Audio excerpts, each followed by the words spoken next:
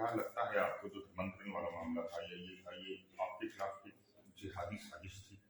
देखिए, बिल्कुल हम ये प्रयास कर रहे हैं कि शिव शक्तिधाम दासना पूरी दुनिया में इस्लाम के जिहाद के विरुद्ध सबसे बड़ा वैचारिक केंद्र बने, और हम पूरी दुनिया के लोगों से कह रहे हैं। विश्व धर्म संसद हम लोग करवाने वाले थे, ये 17, 18 और 19 दिसंबर को होनी थी, 15, 16, 17, 18, 19 दिसंबर को, लेकिन हम इसे नहीं कर पा रहे हैं। लेकिन फिर भी हम इसे सर्वधर्म संसद के रूप में कर रहे हैं।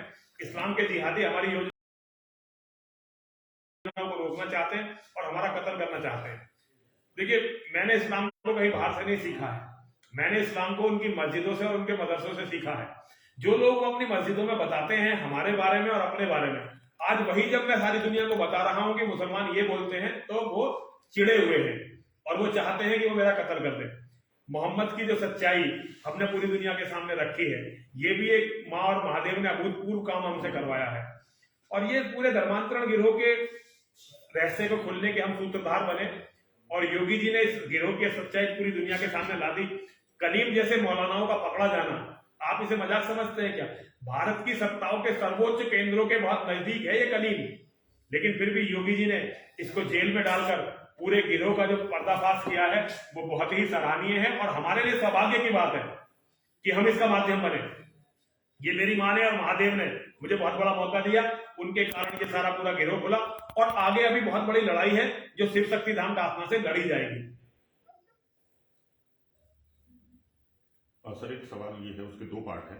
एक तो आप जो कहते हैं वो कई बार वायरल हो जाता है और कई लोग टिप्पणी भी करते हैं। दूसरा, इसी रास्ते में आप पे काफी सारे मुकदमे भी दर्ज हुए हैं, तो तकरीबन आपको अगर याद हो तो कितने मुकदमे दर्ज हुए हैं, और जो आप कहते हैं वो अक्सर वायरल क्यों हो जाता है, लोग टिप्पणी भी करते हैं? देखिए, इसका कारण है इस्लाम की कड़वी सच्चाइयों को, जिहादियों की कड़वी सच्चाइयों को लोगों को बताना।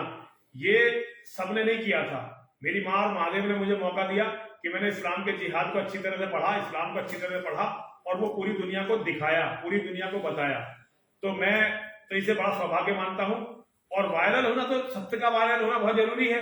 तो दो, आप सोशल मीडिया पर अगर आप कहीं भी देखेंगे तो दो तरह के लोग होते हैं, एक जो कहते हैं कि मैं बिल्कुल सच बोल रहा हूं, और एक वो जो इसे सिरे से नकारते हैं। सिरे से नकारने वाले वो लोग हैं या तो खुद जिहादी हैं या जिहादियों के समर्थक हैं, और जो जिहाद से पीड़ित लोग हैं वो मेरी बात का समर्थन करते हैं। देखिए, पूरी दुनिया दो हिस्सों में बंटने वाली है, बहुत जल्दी आप देखेंगे पूरी दुनिया दो हिस्सों में बंटने वाली है। एक हिस्सा वो जो जिहादियों के साथ है, और एक हिस्सा वो जो जिहादियों से लड़ रहा या जिहादियों से पीड़ित है। तो वो बिल्कुल सही है, जो जिहादियों से पीड़ित हैं, जिहादियों से लड़ना चाहते हैं, वो मेरे साथ रहने वाले हैं, और जिहादी और जिहादियों के समर्थक वो मेरा कत्ल करने वाले हैं। सोशल मीडिया पर भी मेरी बातों को वही विवादित बताते हैं। सर, मुकदमे वाली अगर आपको जानकारी? देखिए, मुकदमे काफी है मेरे में, मुकदमे एग्जैक्ट तो मुझे याद नहीं है, लेकिन काफी मुकदमे हैं। अक्सर लोग मुकदमों में फंसाते रहे, हमें जेल में भेजते रहे। अब एग्जैक्ट ध्यान भी नहीं है मुझे, और तारीखें जाना पड़ता है, बहुत सारी तारीखें हो गई है, कभी जाते हैं कभी नहीं जाते हैं, लेकिन है तारीखें बहुत है। तो बहुत सारा झगड़ा है ये, मुझे लगता है कि काफी मुकदमे हैं, बहुत ज्यादा है मुकदमे। अभी रिसेंटली मेरे में गुरु जी, जिस तरीके से मोदी जी केंद्र में है, यूपी में योगी जी हैं, तो आपको क्या लगता है कि कुछ लगाम लगी है उन चीजों पे जो चीजें आप चाहते हैं? देखिए, योगी जी ने बहुत प्रयास किया है, योगी जी ने बहुत प्रयास किया है। योगी जी के प्रयासों से जो है एक आशा की किरण भी पैदा हुई है।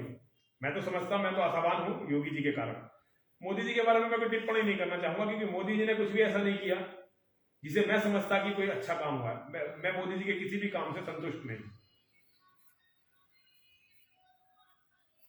गुरु जी, आखिरी सवाल ये है कि क्या आज भी आप अपने परिवार से मिलते हैं, उनके सुख दुख? हाँ, बिल्कुल। देखिए, सुख दुख में तो खैर मैं नहीं जा पाता, सुख दुख में तो मैं नहीं जा पाता। अपने मेरे परिवार में कोई शादी हो, ब्याह हो, कोई मर जाए, मैं नहीं जा पाता, लेकिन हाँ, मिलता रहता हूँ, मिलने में कोई दिक्कत नहीं है। मैं कभी जहां मेरा परिवार रहता, अगर उस शहर से निकलूं तो परिवार वालों से मिलकर जाता हूँ। देखिए, मैं बहुत सारे तरह से परंपरागत साधु नहीं हूं, और लेकिन जो परंपराएं हैं मैं उनका निर्वहन करने का मैक्सिमम प्रयास करूंगा। लेकिन मुझे लगता है कि परिवार से मिलना कोई अपराध नहीं है, साधुओं को मिलना चाहिए, मैं तो मिलता रहता हूँ। गुरु जी, एक सवाल ये है कि जहाँ ये मंदिर है वहाँ दूसरे धर्म की आबादी ज्यादा है, और मंदिर के गेट पे भी साफ साफ लिखा हुआ है एक विशेष वर्ग का आना यहाँ मना है, इसके पीछे क्या कारण है? देखिए, यहाँ मुसलमानों के लड़के आते थे और हमारी बहन बेटियों को छेड़ते थे। पूरे इस क्षेत्र में ये मंदिर ही है जहाँ हिंदू चले जाते हैं आराम से, और और यहाँ हमारी बहन बेटी घूमने भी आ जाती थी, इनके यहाँ तालाब भी है, तो मुसलमानों के लड़के यहाँ आते थे और हमारी बहन बेटियों को परेशान करते थे। देखिए, लड़का कोई भी परेशान कर सकता है, हिंदू का लड़का भी बदतमीजी कर सकता है, जरूरी नहीं कि मुसलमान के लड़के करें, लेकिन इसमें एक अंतर है। अगर हिंदू के किसी बेटे ने या आप ही मान लीजिए आपके छोटे भाई ने किसी महिला के साथ बदतमीजी कर दी और आपके पास उसकी शिकायत आई, तो आप बिना ये माने कि वो महिला सच बोल रही है झूठ बोल रही है, इसको जाने बिना आप अपने भाई को डांटोगे और उसे पीट भी सकते हो, उसे मना करोगे भाई तूने बहुत गलत किया। लेकिन मुसलमानों के साथ ये बात होती है, वो जानते हैं कि उनके बच्चे बदतमीजी कर रहे हैं, लेकिन वो यहाँ आते थे, बड़ी बड़ी दाढ़ी वाले मौलाना लड़ने के लिए आते थे और हमारी गलती निकालते थे, लड़कियों की गलती निकालते थे।